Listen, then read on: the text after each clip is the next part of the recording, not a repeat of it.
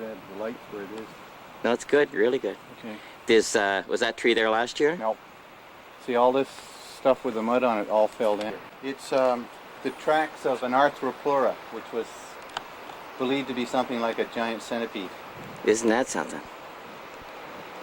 And What point are we at here anyway? this is called either Hardscrabble Point or Coal Mine Point, whichever. One map.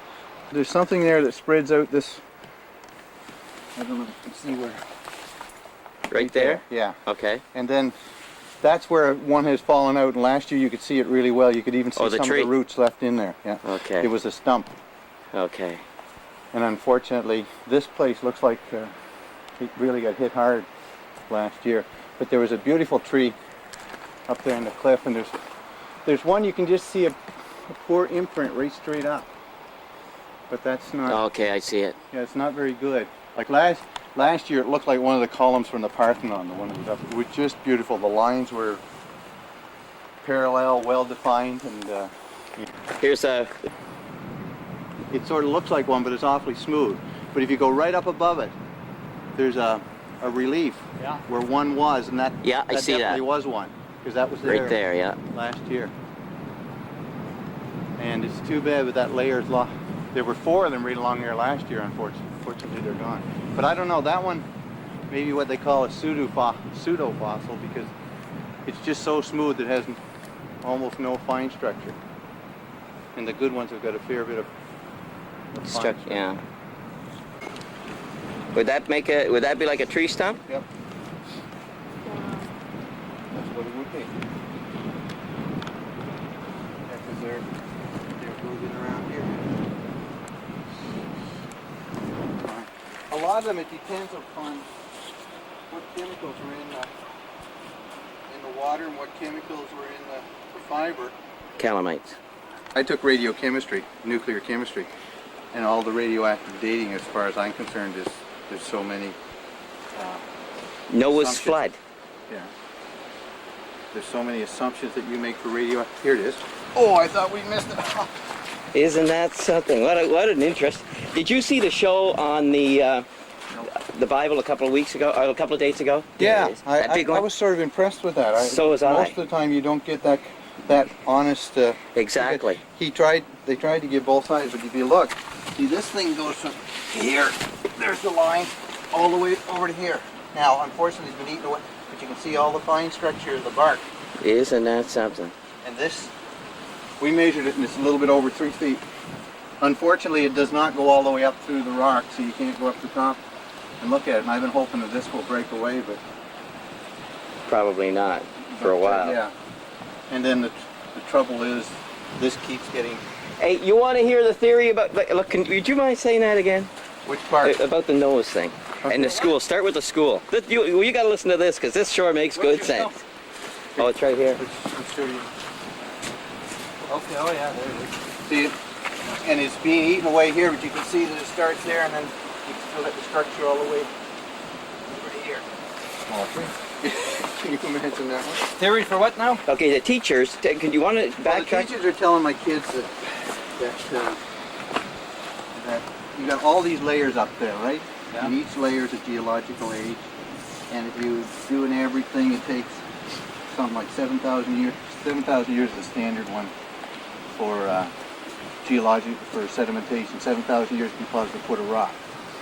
So we're down here, and I said to Matthew, I said, okay, because we brought, I guess you weren't here when I said, but I took about 360 slides over the last 2 years, and I've written some articles for magazines.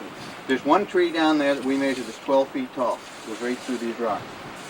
And I said, Matthew, if it's 7,000 years to deposit a foot, that tree stood there for 84,000 years and got slowly covered up with mud and silt and sand and everything else. And does that make sense? And so, and he said, well, it doesn't make sense to me. And this is one of the reasons that, because I've written articles, and basically what I do is I try to tell them, well, I don't try to, I do. I tell them what a fact is, what a theory is, and then I write it at the age of 12. My son's 12, so I get him to read it so he understands it. And then, the kids can draw their conclusions. Did this Because you know as well as I do, if you cover up the bottom 2 or 3 feet of a tree, it's going to die. Yeah. And no tree's going to stand there for 50,000 years after it's dead. And even in a desert where it's might be all of this in the desert, there wouldn't be any water around it to do the rest of the deposition. This is one of the few places. One of the magazines I just read last week was from Australia, and they even mentioned this. This is about the only place in the world where you can see these kinds of fossils. If you go, see, that's why I went down the shore today, because you go down there or you go over to the Rockport side, and you can see petrified wood all over the place. But there, the trees all go in the same direction as the layers, so you can't tell anything. Where, in Rockwood? Rockport. Okay. Yeah, Slacks Cove. All along over there. That's where I went to Mount A, and that's where I started fostering.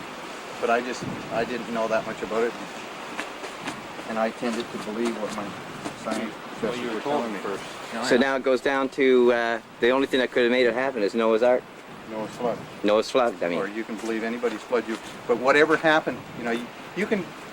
People can believe whatever they want to, but you can't escape the fact that whatever happened here had to happen quickly. And interestingly enough, there's another model for it which is working today, and that's Mount St. Helens. When Mount St. Helens blew, it sent Spirit Lake somewhere between 800 and 1,500 feet up the mountain north of it.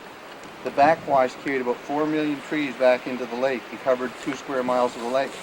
And now, in Spirit Lake, divers have gone down, and NOVA did something on it on PBS, and then Institute for Creation Research did a movie on it. But the trees are settling, butts down. They're getting waterlogged, and the butts are going down, and they're being covered up in layers. And this is all happening within 10 years. isn't that something? Really? Oh, wow, that's a nice one. 'Cause, see, this one is made out of silt or clay, whatever, and that you get really good imprints when it comes out of clay. It's see how, well, when you get the sand off, see how smooth it is compared to the sandstone. That's good. Because most of them here are cast made out of That's sandstone. probably part of your tree. No, that's a sandstone one, unfortunately. But this whole ledge, if you go all the way out, well, this is the ledge that's got that tree in it. See, if you follow this back. Steel spikes now. Where? You say the vine right there? Well, That'd they be could come something from a whole bunch. In about 1900, a professor from McGill came and got coal Parks? miners. Is that who it was? I don't know, but he came from McGill. Oh, no, but he- enough to make it. John, you can. and they dug up fossils all along this ledge, 30 or 40 of them. And he hired coal miners to just, I guess I presume they came out in low tide and dug, and then high tide they went back to work in a coal mine or whatever. Over at Wood Point, there's some old drawings in the museum in St. John, the Brunswick Museum. They're showing their ink drawings, and they show the methods that they use to pour limestone. Grindstone. But you can actually see, if you go to Slacks Cove, which is, okay, you can see white, well, I guess I can see it but I can't. That point see a white- is Cape Marjoan, and then you come back in and there's white water, and then there's a gap, Yeah, and there's a little white bit water, of white water, Yeah. all by the last white water.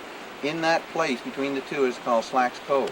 Yeah. And if you go in there, you can see some old grindstones that they left. And when I first saw it, I got a tree over in this, because it's round, it's about the right size. Yeah, what they Except do, these they got a they- hole in the center. yeah, they cut their grindstone right there. Or they layer out. Yeah.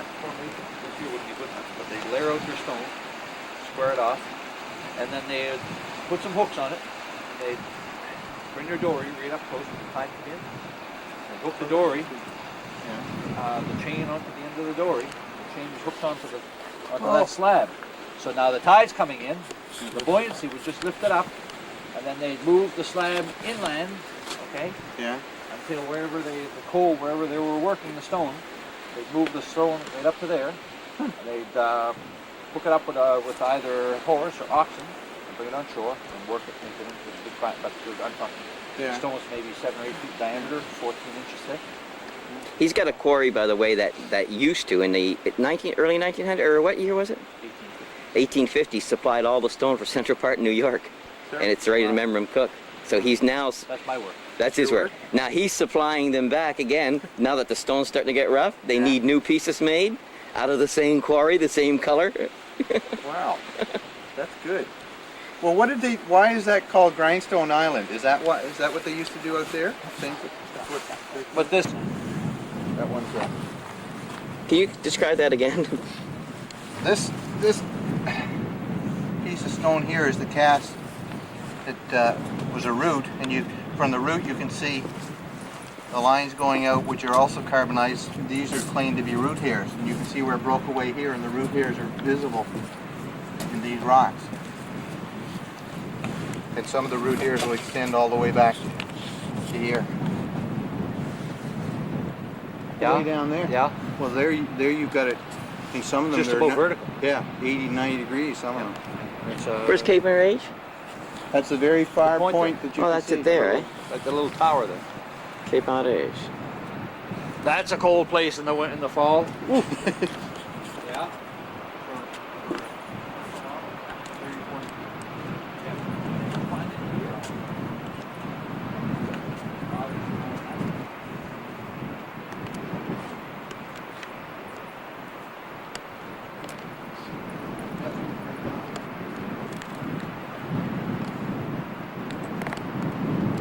The calamites that Oh yeah, we right. saw, where you can see them. They'll be about that tall, and you can see them going up through the rock. Okay. But that's about the only thing you're going to see over there. Now, it's obviously a density thing, but What's that? Where? The coal gets see separated the out. coal right down here? It's Okay, yeah. that coal's up to 2 inches thick up here, up near the top of it just lays right on top of the sand. But I guess it also proves you can have 2 layers deposited at the same time, and it doesn't mean they're 2 geological ages. No, Isn't yeah. that something, eh? Yeah, well that's why I took a couple slides of that. So just because there's 2 different kinds of sediment doesn't mean that millions of years passed in between them. And the coal there is. I was thinking you come along with your shovel and a wheelbarrow and feed your home. The plant, it's clay instead of sandstone. Eh? And you looked at this and you see it and said, wow. You like that one. But this one has a lot of fine detail though. Oh yeah, you can see every See? line in it. I forgot to get the keys from you too.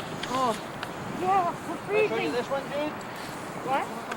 The center Oh pad. my god, yeah. That's nice too. Oh, see? Look at that. See all the little marks?